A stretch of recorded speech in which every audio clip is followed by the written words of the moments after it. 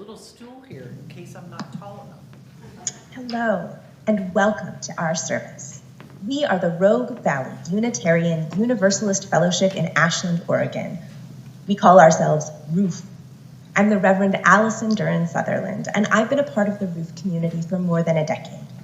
Last month, this congregation ordained me as a Unitarian Universalist minister, and I want to take this moment to say thank you. Thank you, my friends, for all the many ways that you support me. I had hoped to be there today to offer these thanks in person, but a family memorial service called me away. I'm grateful for all the ways that Ruth has adapted in these past 3 years that allows us to worship together even when life happens in all the many ways that it does. And I want to say a special thanks to music director Julie Crook, pianist Jane Manning, sound tech Walter Ensign, camera and video operators Bob and Pat Burkhart, and this week's neighborhood team for being at Ruth in person to make this service happen. I also want to let you know that although I am helping out in Ruth's office over the summer, and although I am a minister, I am not Ruth's minister. Our minister, my mentor, Reverend Sean Parker Dennison, is participating in an important UU tradition of summer rest and study leave for ministers. My friends, ministry is bone deep work, deeper than the bone, and it can leave us bone tired.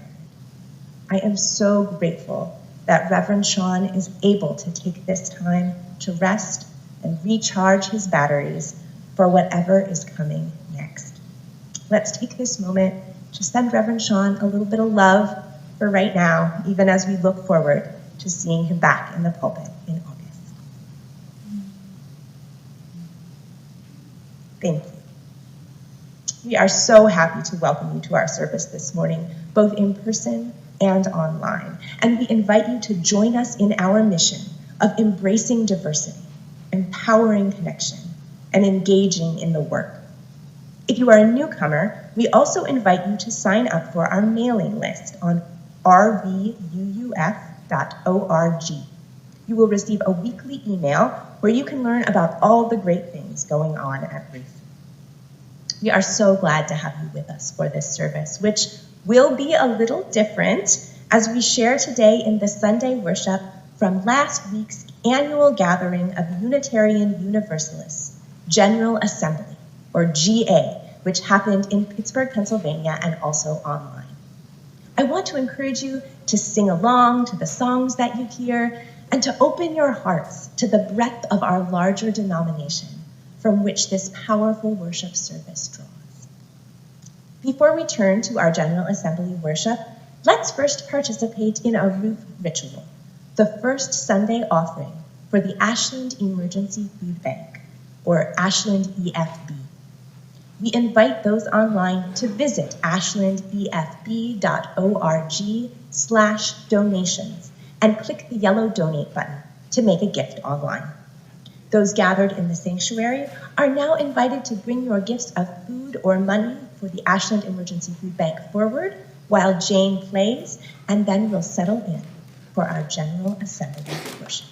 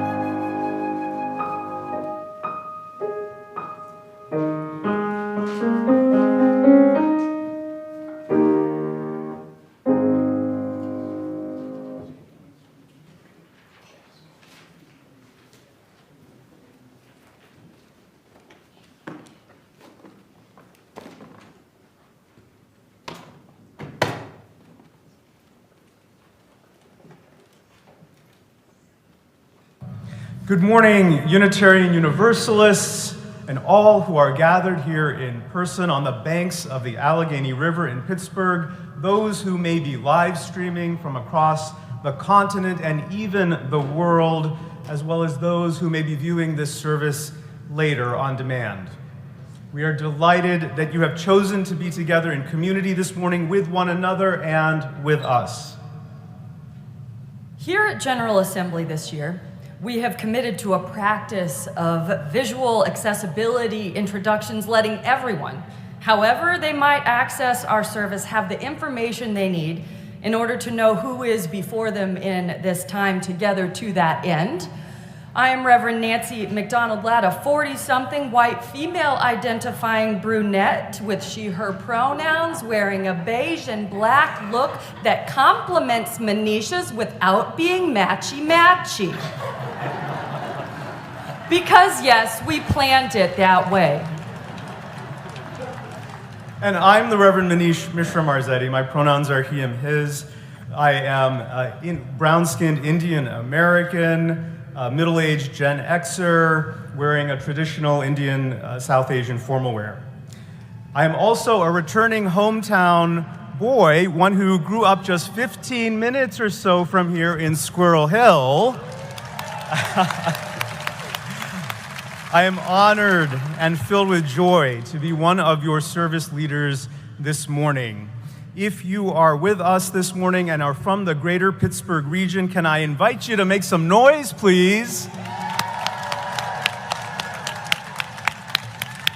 Yes, Pittsburgh is in the house. So there's one other thing you need to know about me. Underneath and between all else in this moment, what you need to know about me is that I am Manish's friend and a colleague to these service leaders and to these amazing musicians. And aren't those the qualifications that matter most on my resume? The relationships, loving and accountable and committed, that keep us honest and create us anew every day. I and you and all of us, we are friends and colleagues. We are co-religionists. We are makers of the good kind of trouble. And together, we are a community willing to create new ways of being in the most challenging of times, able to build teams that are so much greater than any one of us alone, celebrating where we've come from and believing in the possibilities of what yet shall be. Among the many things that are special about this Sunday, this service includes and has been shaped and designed by a team of colleagues, including 3 former presidents of DRUM, which stands for Diverse, Revolutionary, Unitarian, Universalist, Multicultural Ministries.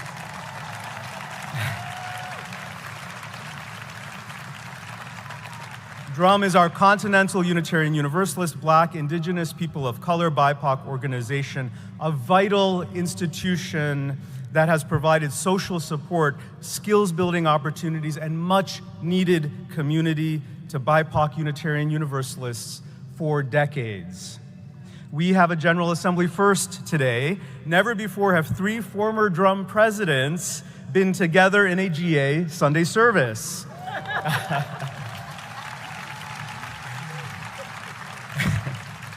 As one of those former DRUM presidents, I offer my heartfelt gratitude for my siblings in faith and colleague former presidents, Janice Marie Johnson and Danielle DeBona, for their visionary leadership within Unitarian Universalism and their presence here today.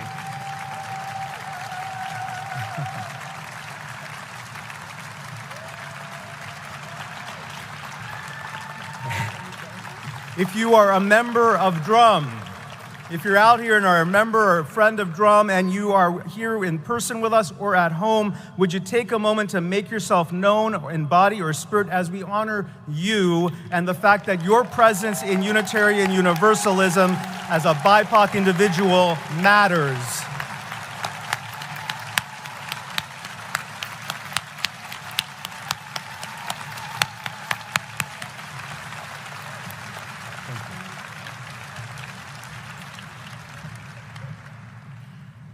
The words of the hymn that we will sing in a few minutes, right after our chalice lighting, they invite us to gather at the river, these rivers, exactly as we are, with every blessing and every burden that we bear into sacred space.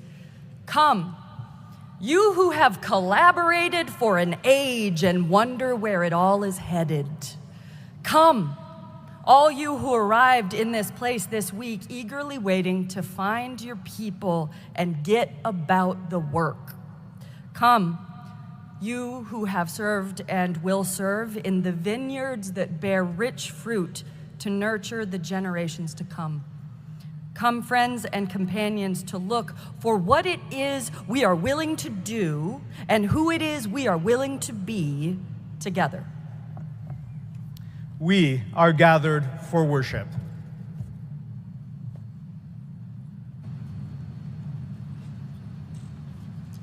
Good morning.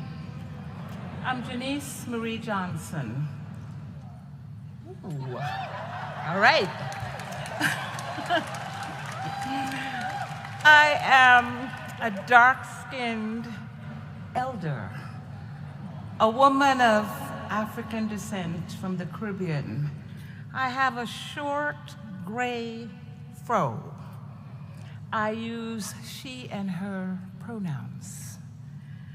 It is my deep privilege to invite Manish's family, Jeff, Jason, and Mina Mishra-Marzetti, to physically light our chalice this morning. As they have joined me and are prepared to do so, we invite online attendees to light your personal chalice, if you have one, as we light our communal chalice here in Pittsburgh. Today, as we light our chalice, a symbol of Unitarian Universalism, we kindle a living flame whose light guides us. All that is holy, all that is greater than any one of us. In kindling this flame, we choose to honor family, leadership, and community. We are attuned to the fact that family encompasses all that truly is our lives. We reflect on the beauty, strength, and promise of the generations, of our intrinsic connection to ancestors, those who are living and those yet to come. We celebrate family in its many forms and imaginings, including the family that is our larger Unitarian Universalist community. In recognizing the challenging times that we live in, we offer our love and commitment to fierce, thoughtful, and sacred leadership. Leadership that can guide us through uncertainty. May the flame of our chalice remind us to hold each other in care, to hold each other in power, and to hold each other in love. Guided by that flame, may we be ever willing to thrive in the growing circle of creativity, to thrive in the growing circle of justice, and to thrive in the growing circle of community. And may it always be so.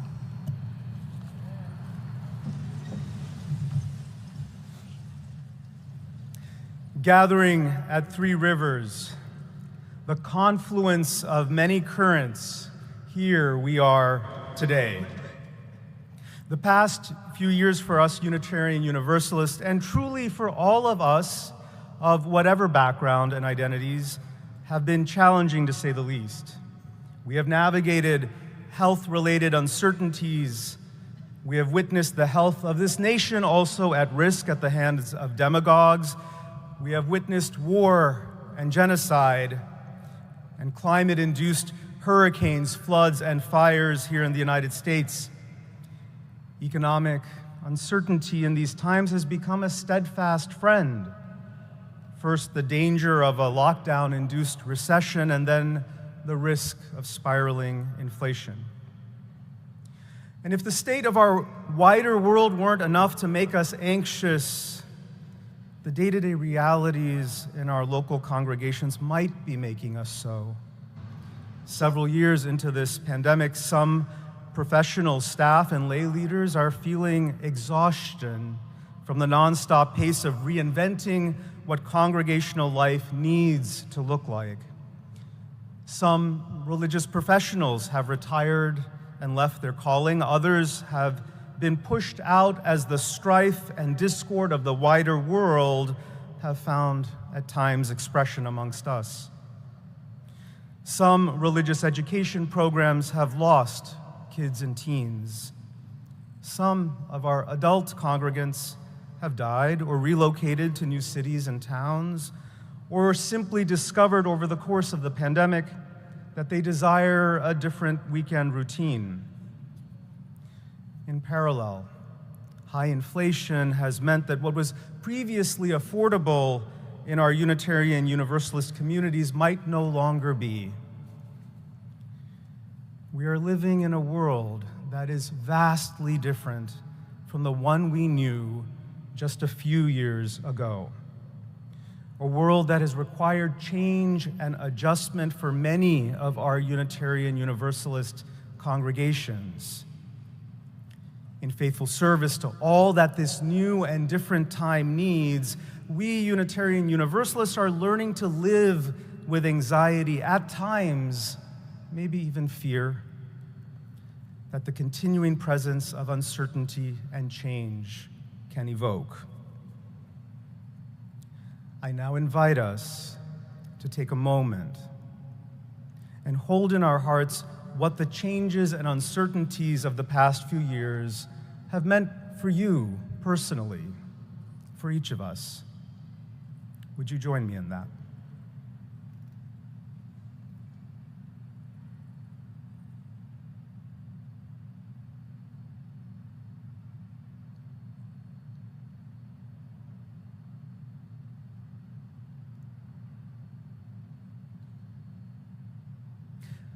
Whatever today or tomorrow may bring, may we draw on the strength of our Unitarian Universalist faith to hold us and guide us.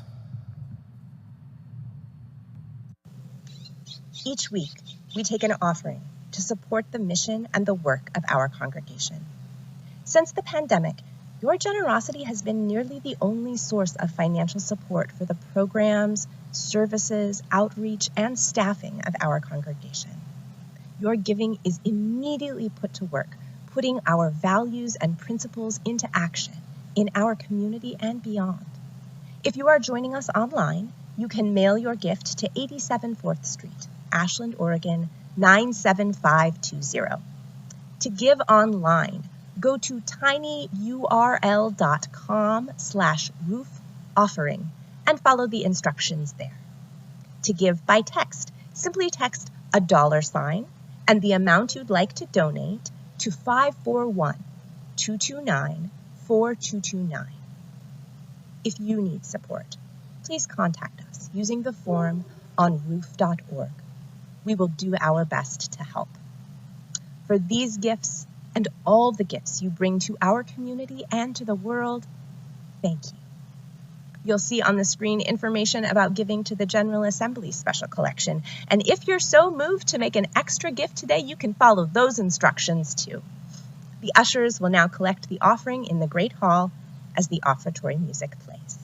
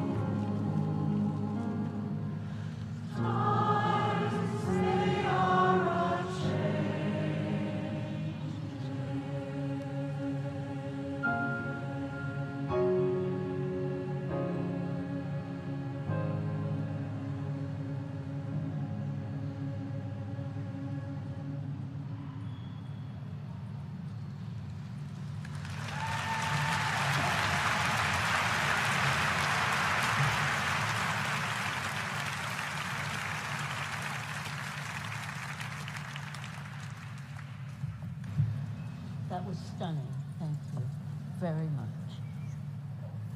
Good morning. I am the Reverend Danielle Dabana.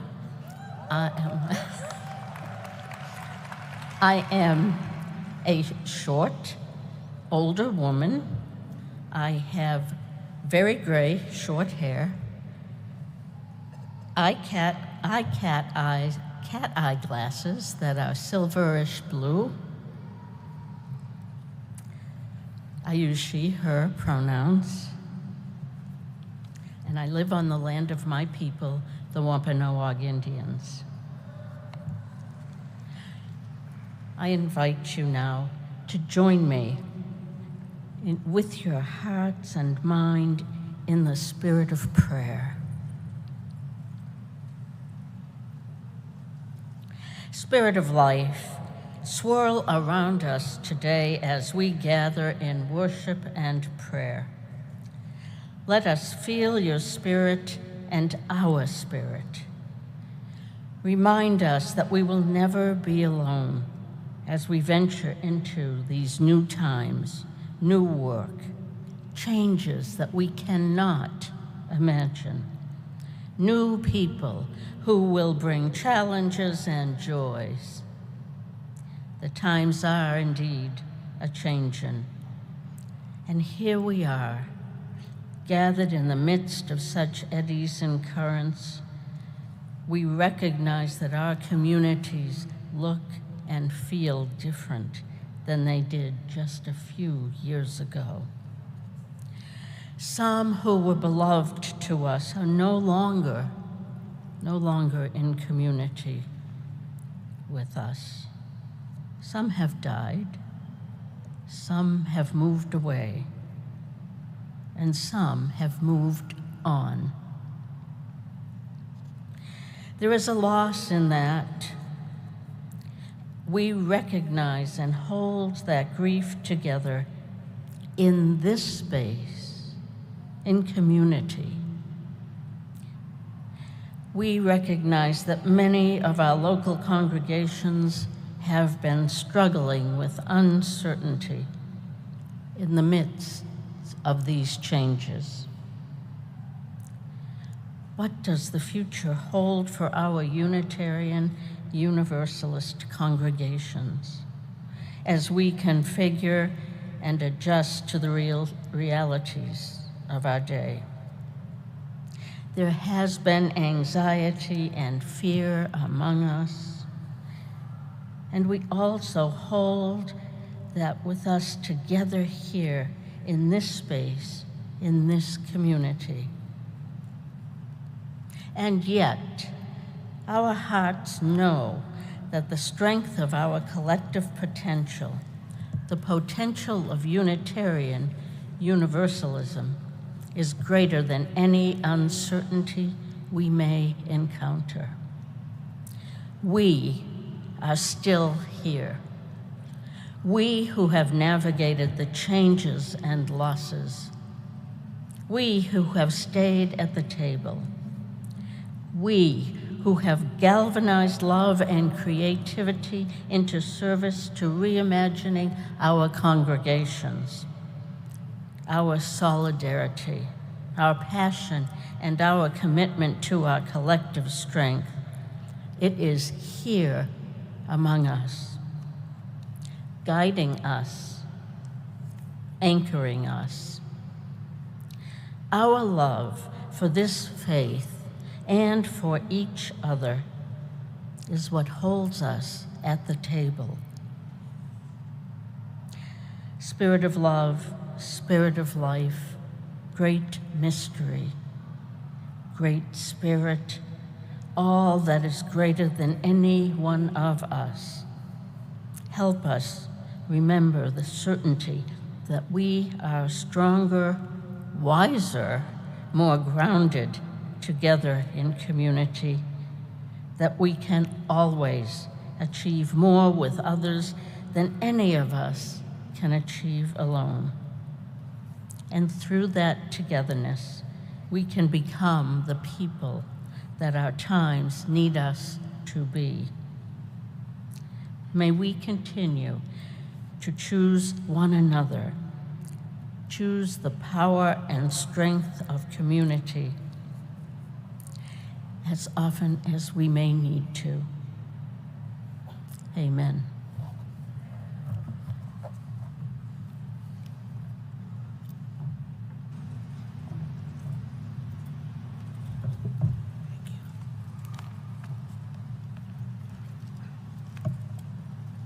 An excerpt from Mental Fight by Ben Okri. Might we choose to make this time a waking up event, a moment of world empowerment, to pledge in private to be more aware, more playful, more tolerant, and more fair, more responsible, more wild, more loving, awake to our unsuspected powers, more amazing. We rise or fall by the choices we make. It all depends on the road we take. And the choice and the road each depend on the light that we have, the light that we bend, on the light that we use.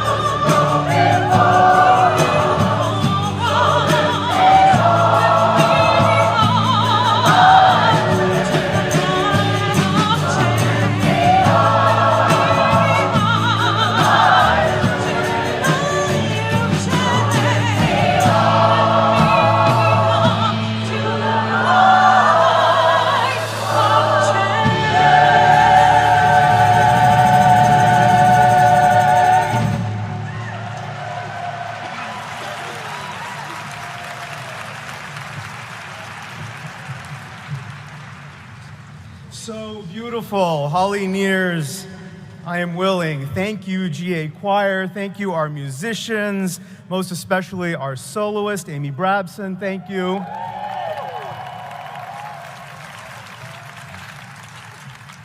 Oh, my heart longs to know, how do any of us stay willing? How do we stay true to what we know, to what we value, and our commitment to be the people our wider world needs? The call to stay ready and willing to tackle whatever challenges may arise is such an essential quality for us as people of faith. And yet, that call often runs up against unexpected obstacles and losses. We can feel like we're on a road, on a journey, and we're no longer even sure where we're going. 15 years ago, I was much newer in my career as a Unitarian Universalist minister. And I'd just been in a congregational search process that had not gone my way. Smitten with the congregation I was in dialogue with, I was convinced that this ministry was exactly right for me. However, I was not the candidate the congregation ultimately selected and called as their minister. I was devastated. What I thought was going to happen, what I believed was exactly right for me, exactly what I needed, didn't happen. I was shaken by this loss. I did not feel ready and willing for whatever was going to come next. And yet, Holly Near reminds us. To be hopeless would seem so strange. It dishonors those who have gone before us, so lift me up to the light of change. I knew that I needed to find my way back to open-heartedness, to a willingness to meet what life was giving me. I decided to go on a personal retreat so I could process my experience.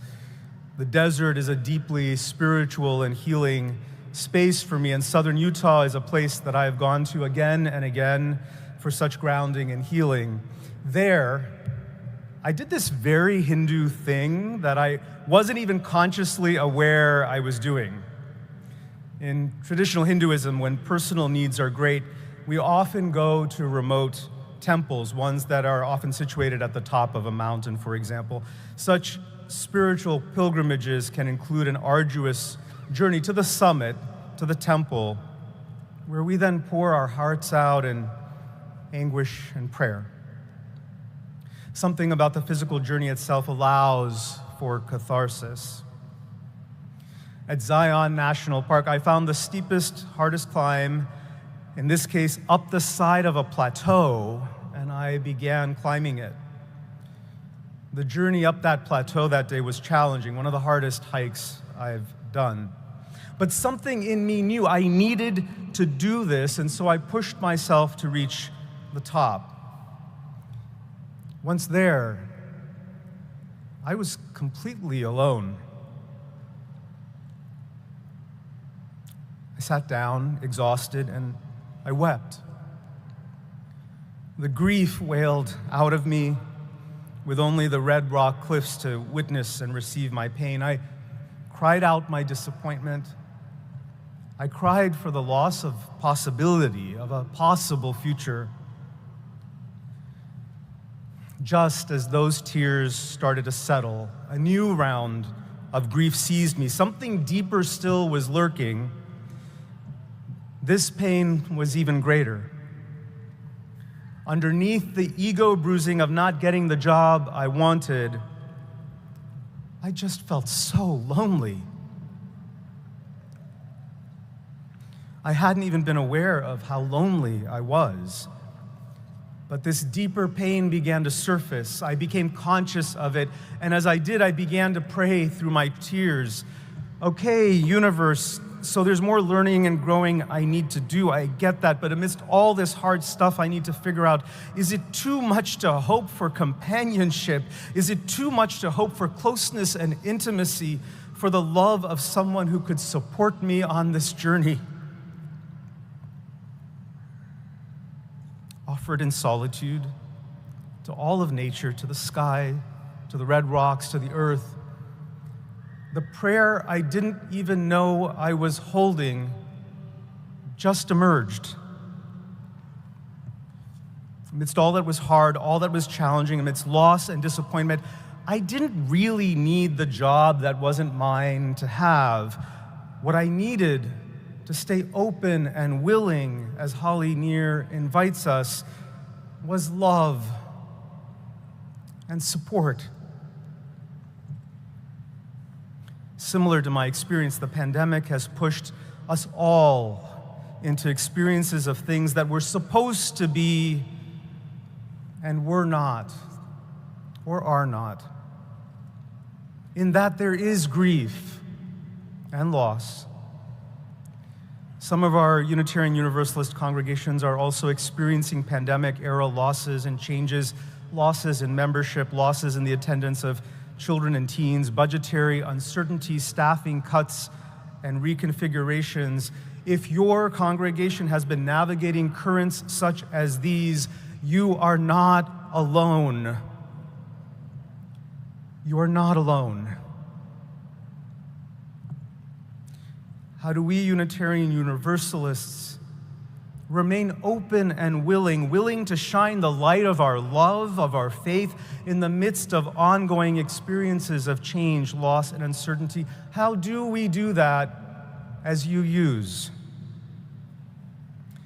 Our transcendentalist forebear, Theodore Parker, offers us this wisdom in a sermon from 1841, The Transient and Permanent in Christianity. Quote, if we look carelessly on the ages that have gone by or only on the surface of things, there is reason to fear, for we confound, we confuse the truth with the word of man. So at a distance, the cloud and the mountain seem the same. How do we distinguish between the wispy cloud, fleeting and ephemeral, and the heft and solidity of a mountain that can hold us and anchor us? On top of that desert plateau, the deeper thing that my heart ached for was love and support. Isn't this what we Unitarian Universalists are all about? Caring, which is love, which is the impulse behind all the justice and equity work that we do, and support, which we bring alive through relationship, through community. These are essential Unitarian Universalist commitments, UU values that have grounded us and guided us for centuries longer than our relatively newer statement of UU principles. Our UU history illustrates these values. When our intellectual forebearer, Spaniard Michael Servetus, was burned at the stake in Geneva for heresy in 1553, he died because he cared about freedom of conscience within community. He could have privately believed whatever he wanted to believe, yet he died because some part of him longed to have his unique and independent thinking honored by others in community. When Transylvanian Unitarian minister Francis David helped articulate the first Western Edict of Religious Tolerance in 1568, it was the impulse of love brought alive, a desire to nurture mutuality, relationship, and acceptance across difference.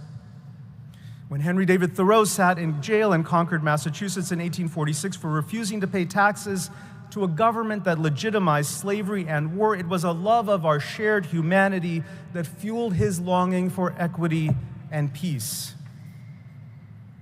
19th century Unitarian suffragist Susan B. Anthony marched, organized, and politic because she valued gender equality, and an expression of that was the right for women to vote in the United States.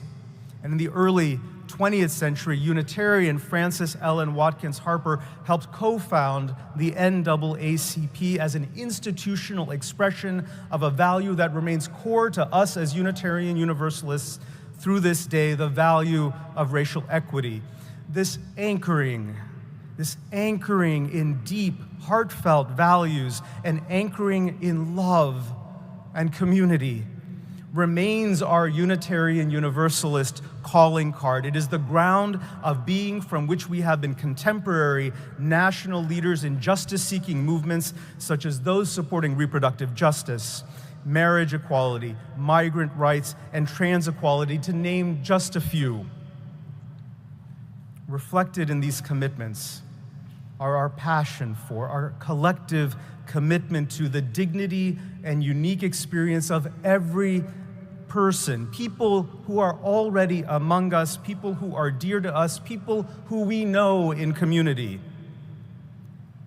All we have to do is look at our shared history over centuries as Unitarians, as Universalists, as Unitarian Universalists. We were not waiting on the sidelines for someone to invent a statement of UU principles in the 1960s. Drawing on our core values, we UUs have engaged with the arc of history for as long as we have existed. It is an arc not just of history, but one of forging, one of creating, one of building the history our hearts and souls have longed for.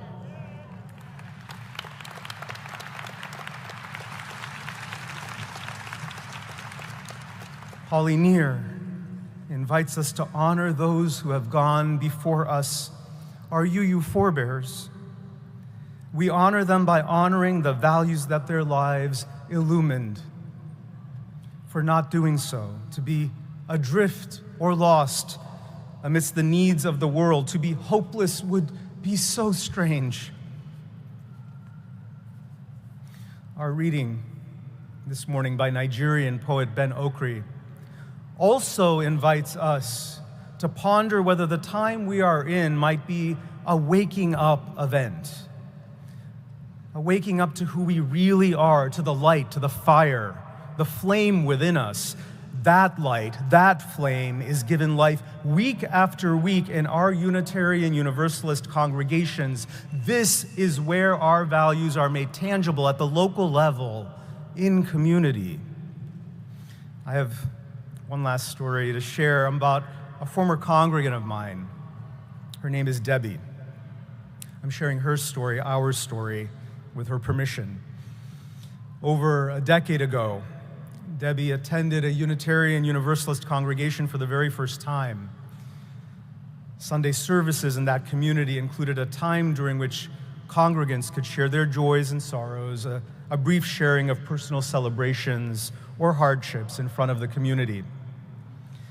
Debbie chose that Sunday to publicly share with a room full of strangers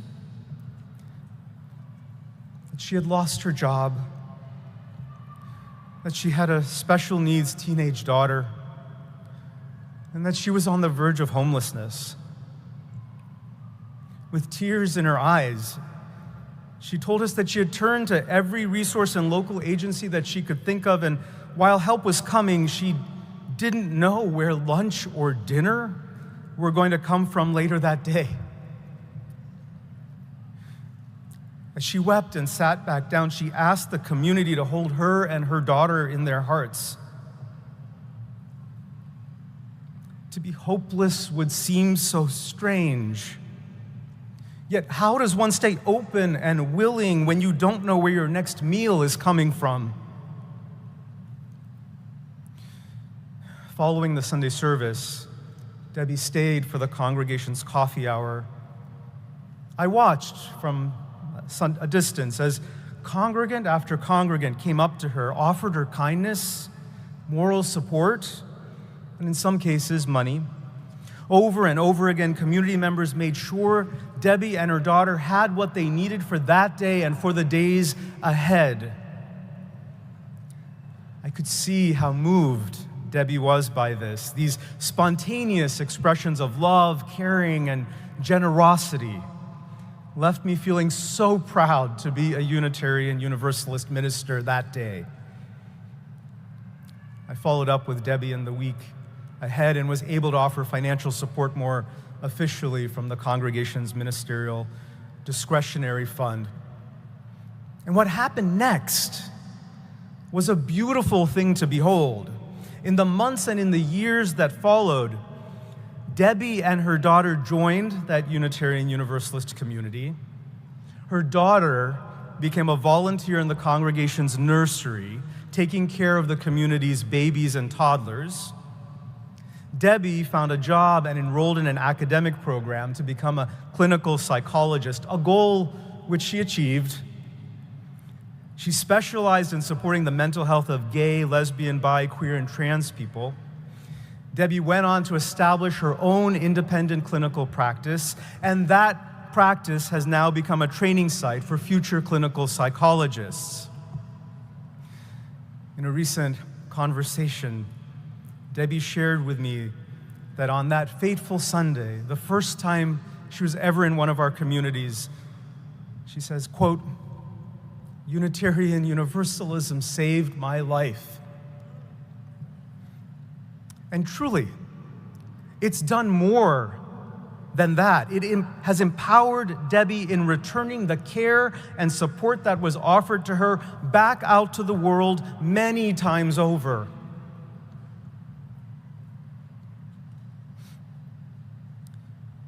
We never really truly know what the future holds, do we?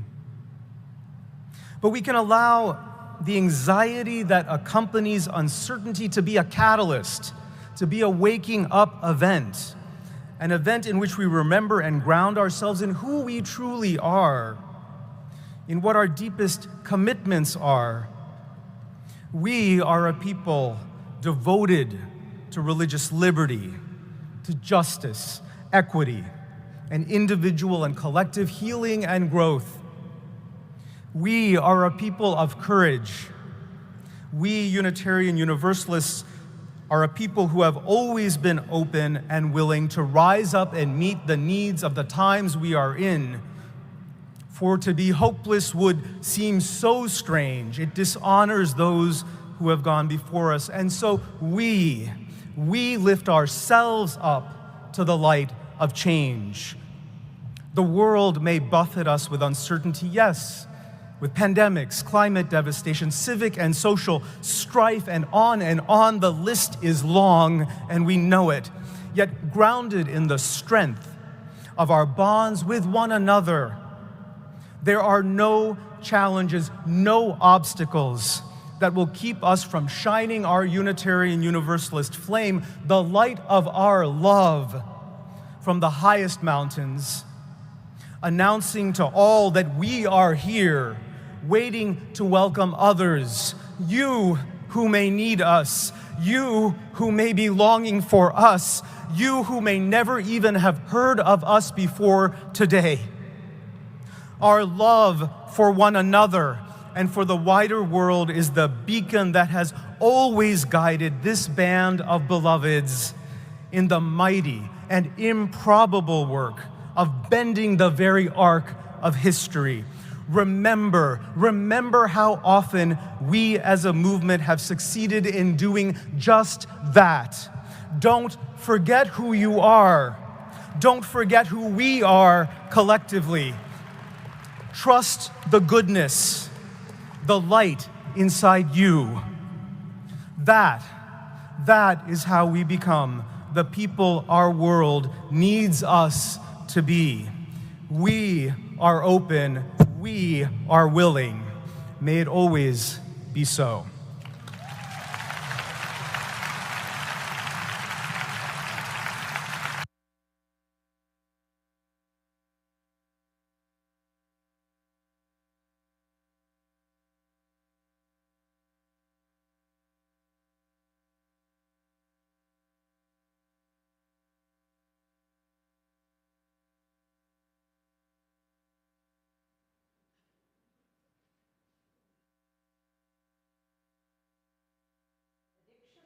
I guess it was included in the survey.